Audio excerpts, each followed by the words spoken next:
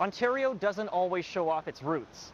For better or worse, the province we know today stems from colonization, Europeans coming to this land to extract all they could with little regard for Indigenous societies. Many traces of those early days have disappeared over the years, but in some places, like here in Haliburton, it survives to this day. This log chute behind me looks much as it would have more than 150 years ago when it was first built. It's a testament to how settlers overcame the obstacles of the natural world. But could it, or perhaps should it, stand for more than just a colonial victory? Welcome to the Hawk Lake Log Chute.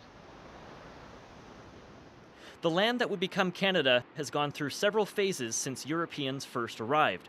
First, there was the fur trade, but then around 1800, lumber began to take over as the dominant industry.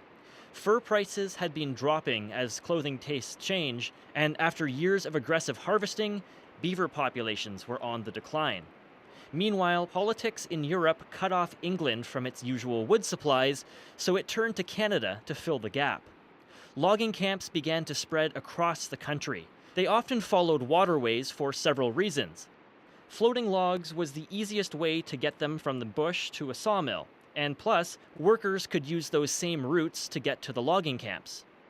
Rivers and lakes were the backbone of this industry for more than a century, but rivers weren't a perfect solution either. If you've spent much time in central or northern Ontario, you'll know that river travel can have its challenges.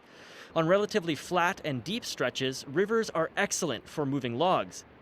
But eventually, you come to something like this. Rapids and waterfalls were the logging industry's enemy. They often caused log jams.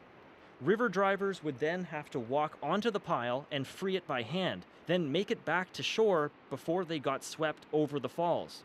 It was dangerous and inefficient. So the industry decided to innovate.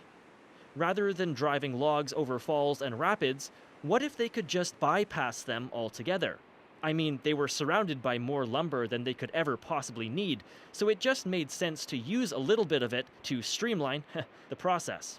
Enter the log chute.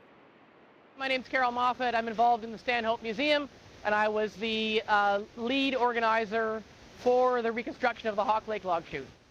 The Hawk Lake Log Chute has been in existence here in this location since 1861.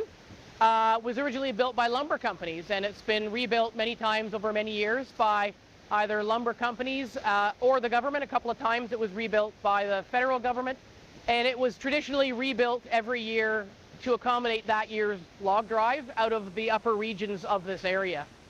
The log slide was invented in Ottawa to circumnavigate the Chaudière Falls by a man named Ruggles Wright. I believe it was 1829, and the invention of the log slide and subsequently the log chute ended up opening up the logging industry in sort of what was called Upper Canada at that time. It wasn't long before log chutes spread across the province. With that came other changes to natural waterways. Workers covered some shorelines with wood to prevent log jams, and companies built hundreds of dams to make sure water levels would stay high. Even though log chutes existed right across Ontario and beyond, there's very few examples that have survived to the present day. If you know where to look, you might come across the remains of an original log chute, forgotten and left to decay in the forests of northern Ontario. That wasn't going to happen here at Hawk Lake. Volunteers have restored this chute several times over the years, and it's become a sort of time capsule from the heyday of the logging industry. The reason it's important is because it allowed commerce and economy to flourish in what was at that time a pretty darn rugged environment. But it allowed the commodity of timber at that time to be moved down to mill. It employed thousands of people and really contributed to the economy of rural areas and remote areas early on in the 1800s. When they come to log chute, what I want people to know is how tough life was, and that it took a lot of effort and money and manpower to literally carve a living off of the land. We live in a world of conveniences, and folks who did this kind of work, they didn't have those conveniences, and it was really a hard scrabble struggle to survive. Loggers had a hard and dangerous lifestyle. Many Canadians have ancestors who toiled in these deadly industries, hoping to establish and support a family for generations to come.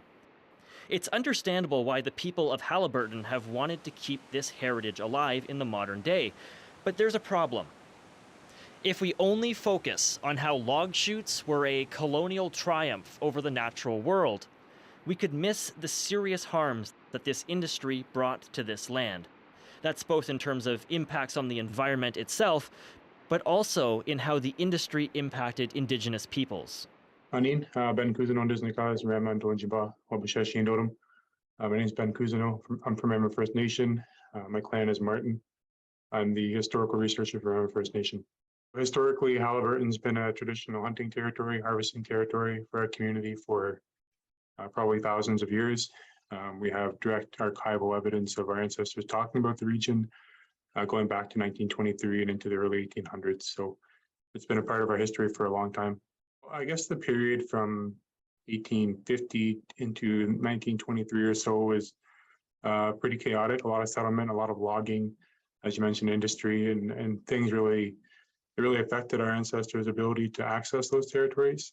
Obviously, they've been going there for a long, long time, and without really much change in the environment or the game and the medicines and so on that they harvested. But as industry rolled in, they found themselves pushed off the land. They were forbidden or prevented from accessing their traditional territories. And ultimately, what happens in 1923 is they signed the Williams Treaties, and that inadvertently surrenders the right to actually use the land at all. And that had a devastating effect on our ancestors. Now, Indigenous peoples weren't shut out entirely. Some logging companies hired First Nation workers, as you can see in this photo. That's Josh Johnson, Herb Irons, and Long Tom Taylor, and miigwech to David Bocage Johnson of Curve Lake First Nation for sharing it with me. But there's important context here. The only reason many Indigenous peoples found work in colonial industries is because settlers had pushed them away from their traditional lifestyles. There came a time when finding work in colonial industries was the only way to survive. Then there were the impacts to the ecosystems themselves. These went beyond building dams and flooding areas or destroying shoreline habitats. The logging industry left scars on Ontario, and it'll be generations before they fully heal. By the 20th century, many former logging sites in Ontario were practically wastelands. That leaves us with a serious question. How do we commemorate something that brought so much good to certain people but caused untold harm to others? As an Anishinaabe historian, Cousineau spends a fair bit of time thinking about that. History, as I think we all know, is generally told by the people who've been the most successful and the winners, if you will. And for a long time, that wasn't really our people. And that probably extends to First Nations across Canada. And now more and more, we're learning our own histories and we're feeling empowered to tell them in the right way. It's difficult to get everything out there because there's a ton of information that we ourselves are still learning. But as we learn, we want to share and ensure that all Canadians, and I guess the world as a whole, knows who we are, and most importantly, that we're not extinct, that we're still here, and we're still, doing our best to keep our culture and languages and history alive. Reimagining the stories we tell isn't just a priority for First Nations. The Stanhope Museum, which maintains the log chute, is working through it too. It's great for me to stand here, or for any of us to stand here and speak the truth and say, yes, these people came and they carved this living, hard scrabble, eking out a living off the land and all those things. But we also need to dig further and continue to find out and learn how literally the colonization of the timber industry disrupted First Nations existence on this land. But that is part of the ongoing research and part of this municipality's commitment to truth and reconciliation is to keep digging deeper. We know that First Nations, all Indigenous history is oral, so it's going to be putting together a very complicated puzzle, talking to the people who do know that oral history, and then unfolding that Indigenous history in relation to these kinds of, I guess, colonial disruptions into the greater picture of the local history. Very important. The Hawk Lake log chute may have a unique advantage when it comes to big questions like that. This isn't its first restoration, and it certainly won't be its last. The water is constantly pounding and wearing away the wood. It's not something static like a statue or a plaque. As long as people feel this history is worth preserving, they'll have to actively work to maintain it. Every time it gets rebuilt, it's likely going to change just a little bit.